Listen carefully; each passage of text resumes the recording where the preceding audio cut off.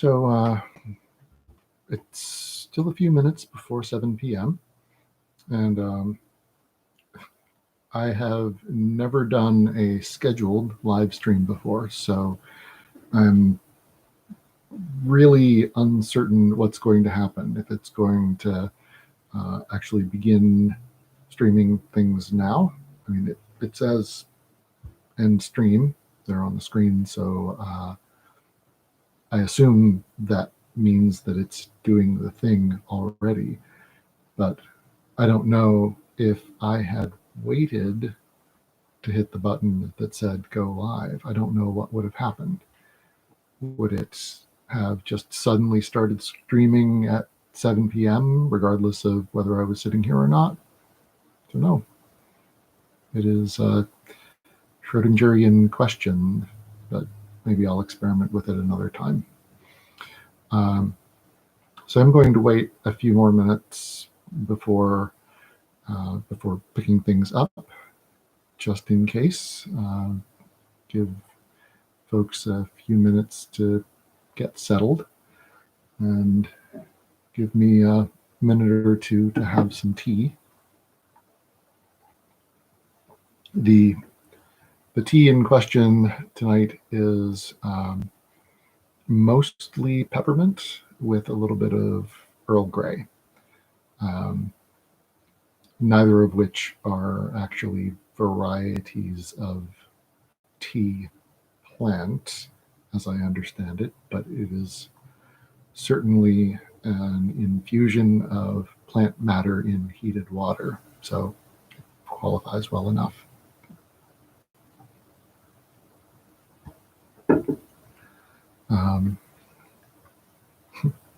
So we're getting closer.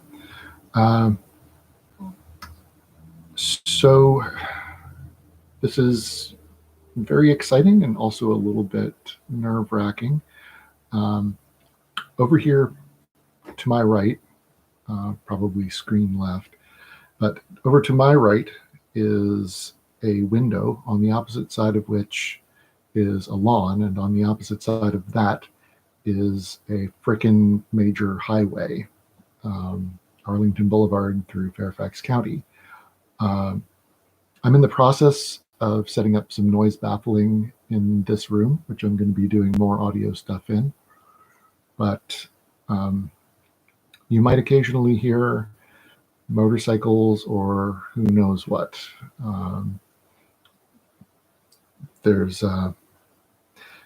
no formal Rolling Thunder this year, but we are a week out from Memorial Day weekend, so we have been hearing an influx of motorcycles just in general. Hopefully that won't be too distracting. The other thing that might possibly form a distraction is if one of the cats, I have a specific one in particular in mind, if one of the cats decides that they really, really need to get into this room, then I might actually break off and go let a kitty in, because ultimately I am a servant to the felines first, and all of my other passions, follow along behind that. 6:59. So wait just a moment or two longer, and then we will pick things up for reals. I do hope that folks are able to see and hear me okay. There seems to be an option for live chat. At least there is something on the screen to that effect. I am hopefully going to be able to see any commentary that comes alongside that. But I mean, obviously I'll be reading off of a page. Oh, hey, it's my sweetie. Hi. So I will be reading off of a page and probably won't. Oh, excellent. Probably won't be able to respond to things while I'm in the midst of that. Okay, so it is 7 p.m. And so let's get this thing started. A little bit about what this is. I have been thinking for a while that I wanted to do some streaming presentation of reading, because I've really enjoyed for a long time reading stories out loud. I've done a lot of that at home, but I've been wanting to do it online for a while. And it occurred to me, A, that it would be fun to do live rather than pre-recording, and B, I had the realization recently that I really enjoy doing cold reads. I like picking up a page that I have never read before, or one that I haven't read for a long time, and just launching straight into it and seeing how well I can negotiate that. It is a challenge, and sometimes I will screw stuff up. Happens, but it is what it is. It's live, no backsies. So what I'm going to be reading tonight is chapter 1 of the Raymond Chandler novel, The Big Sleep. And there's a couple of reasons why I picked this particular novel. I have tremendous respect for Raymond Chandler, but I've always been more of a Dashiell Hammett guy. I really like the way that Hammett's work reads like a police report. It's very Spartan kind of prose, and it's eloquent, but it's efficiency driven. And I haven't read a lot of Chandler, but I know that he is a favorite of so many people that I adore, and so I want to give it a chance. Now, in fairness, I did read The Big Sleep once before. This is a book that came off of the shelf in my house, but it's probably been 15 years, and I recall very, very little. I don't actually really recall anything. So this is about as cold as it's going to get, short of a completely unknown work. All of that being said, let me take another sip of tea. I don't have quite a good enough microphone yet to really get the ASMR going from that, but soon, hopefully. So, The Big Sleep by Raymond Chandler, first printed in 1939. Chapter 1. It was about 11 o'clock in the morning, mid-October, with the sun not shining and a look of hard, wet rain in the clearness of the foothills. I was wearing my powder blue suit with dark blue shirt, tie, and display handkerchief, black brogues, black wool socks with dark blue clocks on them. I was neat, clean, shaved, and sober, and I didn't care who knew it. I was everything the well-dressed private detective ought to be. I was calling on $4 million. The main highway of the Sternwood place was 2 stories high. The main hallway of the Sternwood place was 2 stories high. Over the entrance doors, which would have let in a troop of Indian elephants, there was a broad stained glass panel showing a knight in dark armor rescuing a lady who was tied to a tree and didn't have any clothes on but some very long and convenient hair. The knight had pushed the visor of his helmet back to be sociable, and he was fiddling with the knots on the ropes that tied the lady to the tree and not getting anywhere. I stood there and thought that if I lived in the house, I would sooner or later have to climb up there and help him. He didn't seem to be really trying. There were French doors at the back of the hall. Beyond them, a wide sweep of emerald grass to a white garage, in front of which a slim, dark young chauffeur in shiny black leggings was dusting a maroon Packard convertible. Beyond the garage were some decorative trees, trimmed as carefully as poodle dogs. Beyond them, a large greenhouse with a domed roof. Then more trees, and beyond everything, the solid, uneven, comfortable line of the foothills. On the east side of the hall, a free staircase, tile-paved, rose to a gallery with a wrought iron railing and another piece of stained glass romance. Large, hard chairs with rounded, red plush seats were backed into the vacant spaces of the wall round about. They didn't look as if anybody had ever sat in them. In the middle of the west wall, there was a big, empty fireplace with a brass screen in 4 hinged panels, and over the fireplace, a marble mantel with cupids at the corners. Above the mantel, there was a large oil portrait, and above the portrait, 2 bullet-torn or moth-eaten cavalry pennants crossed in a glass frame. The portrait was a stiffly posed job of an officer in full regimentals of about the time of the Mexican War. The officer had a neat black imperial, black mustachios, hot, hard, cold black eyes, and the general look of a man it would pay to get along with. I thought this might be General Sternwood's grandfather. It could hardly be the general himself, even though I had heard he was pretty far gone in years to have a couple of daughters still in the dangerous 20s. I was still staring at the hot black eyes when a door opened far back under the stairs. It wasn't the butler coming back. It was a girl.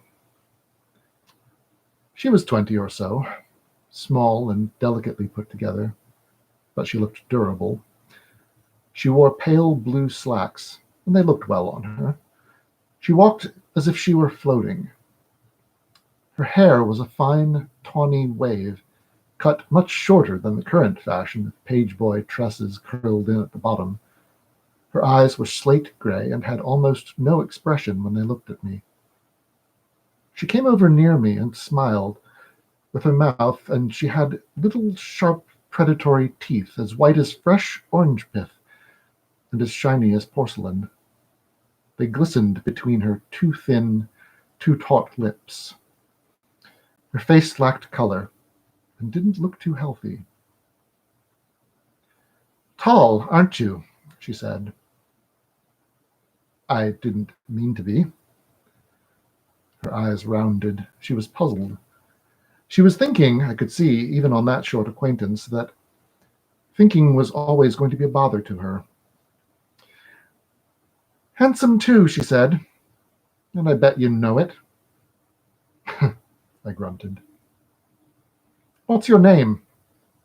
"Riley," I said. "Doghouse Riley." "It's a funny name." She bit her lip and turned her head a little and looked at me along her eyes. Then she lowered her lashes until they almost cuddled her cheeks and slowly raised them again like a theater curtain. I was to get to know that trick. That was supposed to make me roll over on my back with all 4 paws in the air. "You a prize fighter?" she asked, when I didn't. "Not exactly. I'm a sleuth." She tossed her head angrily, and the rich color of it glistened in the rather dim light of the big hall. "You're making fun of me." "What?" "Get on with you. You heard me." "Well, you didn't say anything. You're just a big tease." She put a thumb up and bit it. It was a curiously shaped thumb, thin and narrow like an extra finger, no curve in the first joint. She bit it and sucked it slowly, turning it around in her mouth like a baby with a comforter. "You're awfully tall," she said. Then she giggled with secret merriment. Then she turned her body slowly and lithely without lifting her feet. Her hands dropped limp at her sides. She tilted herself towards me on her toes. She fell straight back into my arms. I had to catch her or let her crack her head on the tessellated floor. I caught her under the arms, and she went rubber-legged on me instantly. I had to hold her close to hold her up. When her head was against my chest, she screwed it around and giggled at me. "You're cute," she giggled. "I'm cute, too." I didn't say anything. So the butler chose that convenient moment to come back through the French doors and see me holding her. It didn't seem to bother him. He was a tall, thin silver man, 60 or close to it, or a little past it. He had blue eyes, as remote as eyes could be. His skin was smooth and bright, and he moved like a man with very sound muscles. He walked slowly across the floor towards us, and the girl jerked away from me. She flashed across the room to the foot of the stairs and went up them like a deer. She was gone before I could draw a long breath and let it out. The butler said, tonelessly, "The general will see you now, Mr. Marlowe."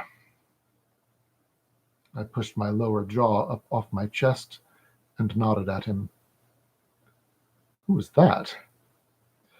"Miss Carmen Sternwood, sir. You ought to wean her. She looks old enough." He looked at me with grave politeness and repeated what he had said.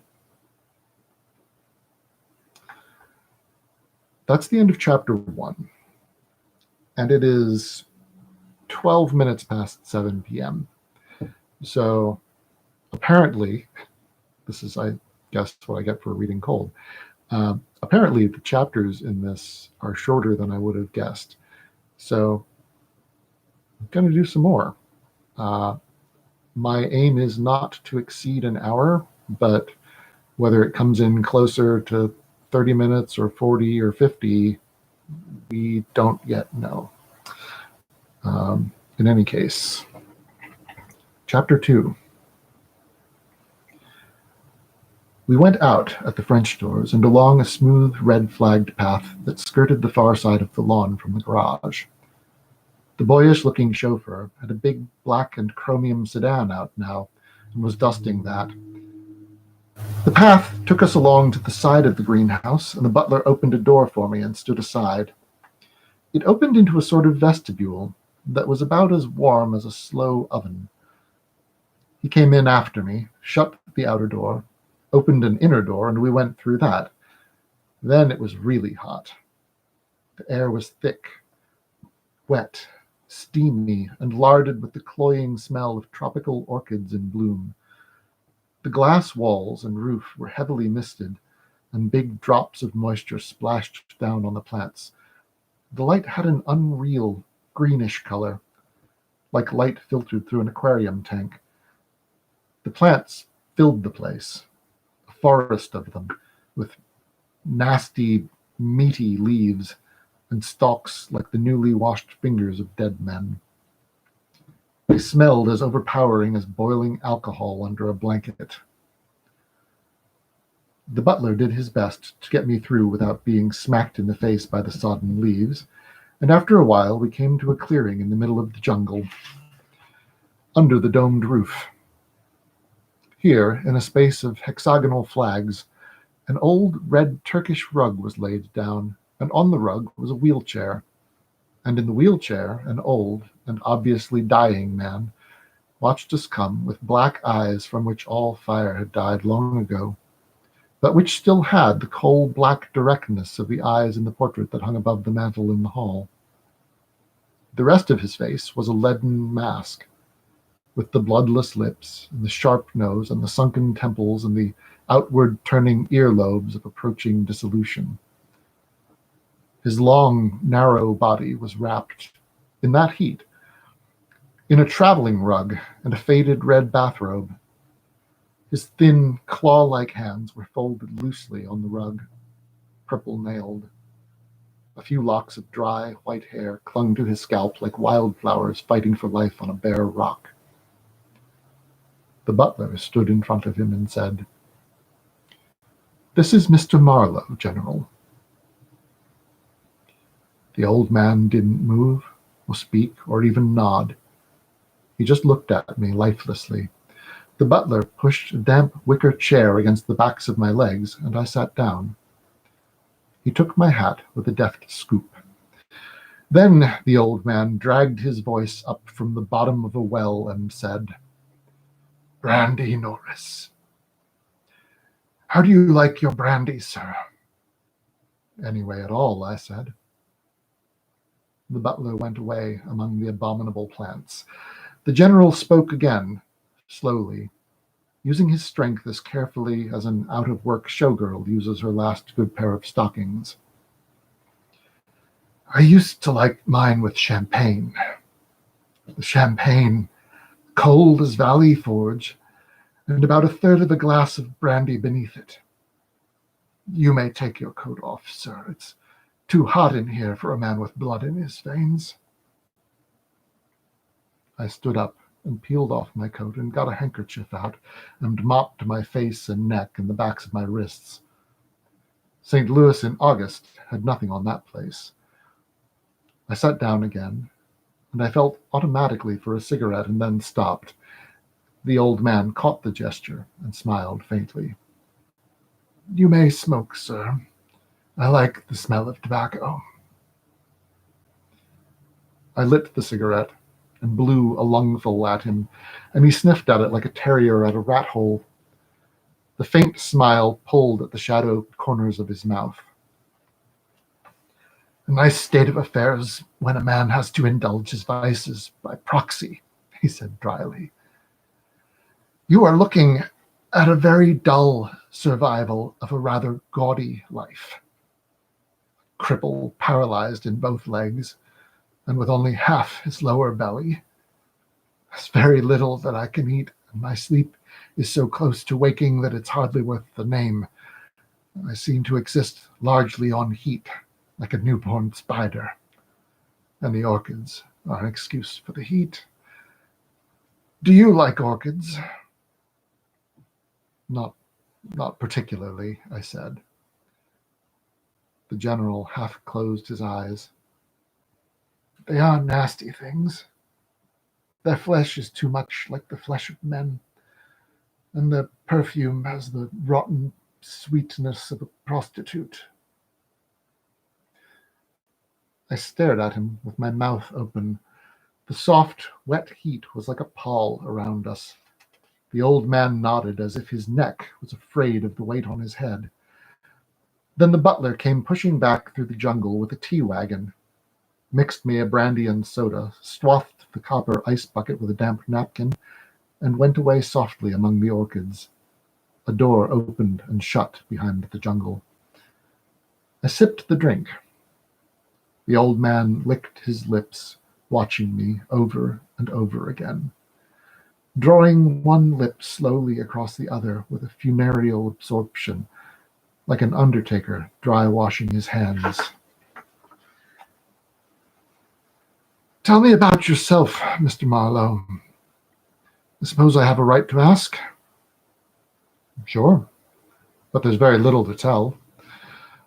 I'm 33 years old, went to college once, and can still speak English if there's any demand for it. There isn't much in my trade. I worked for Mr. Wilde, the district attorney, as an investigator once.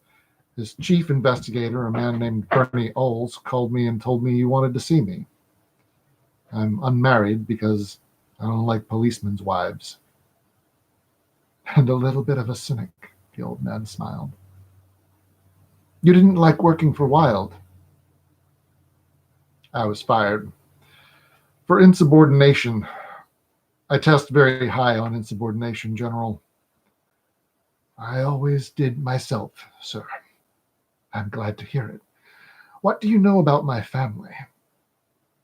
"I'm told you're a widower and have 2 young daughters, both pretty and both wild." One of them has been married 3 times, the last time to an ex-bootlegger who went in the trade by the name of Rusty Regan. That's all I heard, General. Any of it strike you as peculiar? Now, the Rusty Regan part, maybe. But I always got along with bootleggers myself. He smiled his faint, economical smile. Seems I do, too. I'm very fond of Rusty. Big, curly-headed Irishman from Clonmel. Sad eyes and a smile as wide as Wilshire Boulevard. The first time I saw him, I thought he might be what you were probably thinking he was. An adventurer who happened to get himself wrapped up in some velvet. You must have liked him, I said. You learned to talk the language. He put his thin, bloodless hands under the edge of the rug. I put my cigarette stub out and finished my drink. He was the breath of life to me while he lasted. He spent hours with me, sweating like a pig, drinking brandy by the quart, telling me stories of the Irish Revolution. He'd been an officer in the IRA. He wasn't even legally in the United States. It was a ridiculous marriage, of course. Probably didn't last a month as a marriage. I'm telling you the family secrets, Mr. Marlowe. They're still secrets, I said. What happened to him? The old man looked at me woodenly. He went away a month ago, abruptly, without a word to anyone, without saying goodbye to me. That hurt a little, but he had been raised in a rough school.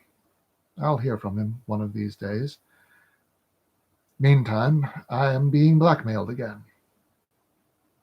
I said, again. He brought his hands from under the rug with a brown envelope in them. I should have been very sorry for anybody who tried to blackmail me while Rusty was around. A few months before he came, that is to say about 9 or 10 months ago, I paid a man named Joe Brody $5,000 to let my younger daughter Carmen alone. Ah, I said. He moved his thin white eyebrows. That means what? Nothing, I said. He went on staring at me, half frowning, and then he said, Take this envelope and examine it. Help yourself to the brandy. I took the envelope off his knees and sat down with it again. I wiped off the palms of my hands and turned it around. It was addressed to General Guy Sternwood, 3765 Alta Brea Crescent, West Hollywood, California. The address was in ink, in the slanted printing engineers use. The envelope was slit. I opened it up and took out a brown card and 3 slips of stiff paper. The card was of thin brown linen printed in gold. Mr. Arthur Gwynne Giger. No address. Very small in the lower left-hand corner. Rare books and deluxe editions. I turned the card over. More of the slanted printing on the back. Dear Sir, in spite of the legal uncollectability of the enclosed, which frankly represent gambling debts, I assume you might wish them honored. Respectfully, A.G. Giger. I looked at the slips of stiffish white paper. There were promissory notes, filled out in ink, dated on several dates early in the month before, September. On demand, I promised to pay Arthur Gwynne Giger on or order the sum of $1,000 without interest. Value received, Carmen Sternwood. The written part was in a sprawling, moronic handwriting with a lot of bat curlicues and circles for dots. I mixed myself another drink and sipped it and put the exhibit aside. Your conclusions? The general asked. I haven't any yet. Who's this Arthur Gwynne Giger? I haven't the faintest idea. What does Carmen say? I haven't asked her. I don't intend to. If I did, she would suck her thumb and look coy. I said, I met her in the hall. She did that to me, then she tried to sit in my lap. Nothing changed in his expression.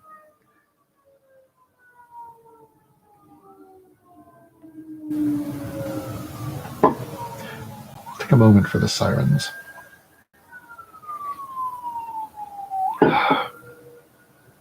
In the room behind me, over my shoulder, you can't see very well in the dark, there is a pile of heavy moving blankets that hopefully within the next few weeks will help to mitigate that a bit.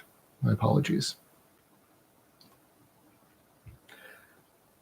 Nothing changed in his expression. His clasped hands rested peacefully on the edge of the rug, and the heat, which made me feel like a New England boiled dinner, didn't seem to make him even warm. Do I have to be polite? I asked. Or can I just be natural? I haven't noticed that you suffer from many inhibitions, Mr. Marlowe. Do the two girls run around together? I think not. I think they go their separate and slightly divergent roads to perdition. Vivian is spoiled, exacting, smart, quite ruthless. Carmen is a child who likes to pull wings off flies. Neither of them has any more moral sense than a cat. Neither have I. No Sternwood ever had. Proceed. They're very well educated, I suppose. They know what they're doing.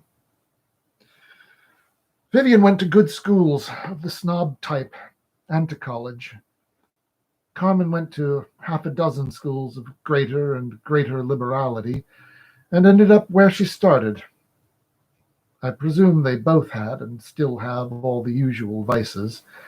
If I sound a little sinister as a parent, Mr. Marlowe, it is because my hold on life is too slight to include any Victorian hypocrisy. He leaned his head back and closed his eyes, then opened them again suddenly. I need not add that a man who indulges in parenthood for the first time at the age of 54 deserves all he gets. I sipped my drink and nodded. The pulse in his lean gray throat throbbed visibly, and yet so slowly that it was hardly a pulse at all. An old man 2/3 dead and still determined to believe he could take it. Your conclusions, he snapped suddenly. I'd pay him. Why? It's a question of a little money against a lot of annoyance. There has to be something behind it, but nobody's going to break your heart if it hasn't been done already. And it would take an awful lot of chiselers and an awful lot of time to rob you of enough that you'd even notice it. I have pride, sir, he said coldly. Somebody's counting on that. It's the easiest way to fool them. That or the police. Giger can collect on these notes unless you can show fraud. Instead of that, he makes you a present of them and admits their gambling debts, which gives you a defense, even if he had kept the notes. If he's a crook, he knows his onions. And if he's an honest man doing a little loan business on the side, he ought to have his money. Who was this Joe Brody you paid the $5,000 to? Some kind of gambler, I hardly recall. Norris would know, my butler. Your daughters have money in their own right, General. Vivian has, not a great deal. Carmen is still a minor under her mother's will. I give them both generous allowances. I can take this Giger off your back, General, if that's what you want. Whoever he is and whatever he has. It may cost you a little money, besides what you pay me. And of course it won't get you anything. Sugaring them never does. You're already listed on their book of nice names. I see. He shrugged his wide, sharp shoulders in the faded red bathrobe. A moment ago you said pay him. Now you say it won't get me anything. I mean, it might be cheaper and easier to stand for a certain amount of squeeze, that's all. I'm afraid I'm rather an impatient man, Mr. Marlowe. What are your charges? I get 25 a day and expenses when I'm lucky. I see. Seems reasonable enough for removing morbid growths from people's backs. Quite a delicate operation. You realize that, I hope. You'll make your operation as little of a shock to the patient as possible. There might be several of them, Mr. Marlowe. I finished my second drink.